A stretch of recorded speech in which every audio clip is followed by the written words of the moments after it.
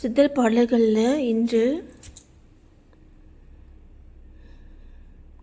கோவில் பள்ளி ஏதடா, குறித்து நின்றது ஏதடா, வாயினால் தொழுது நின்ற மந்திரங்கள் ஏதடா, ஞானமான பள்ளியில் நன்மையாய் வணங்கினாள், காயமான பள்ளியில் காணலாம் இறையே.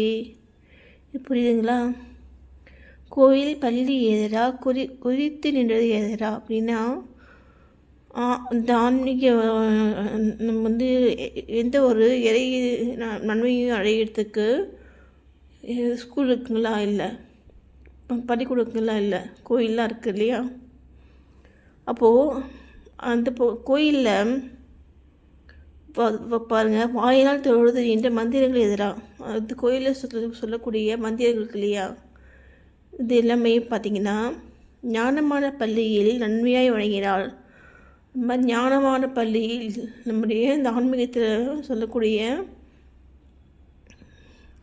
ஞானம், அந்த ஞானமான பள்ளியில் நன்மையாய் வழங்கினால் நமக்கு தேவையான கேட்டு வழங்கும் பொழுது காயமான பள்ளியில் காணலாம் இறையே. காயமான பள்ளியில் என்பது நம்முடைய உடம்பில் நம்ம காணலாம் இறையே. நம்ம ஈஸ்வரியை நம்ம நம்முடைய உடம்புல காண முடியும் தியானத்தில்.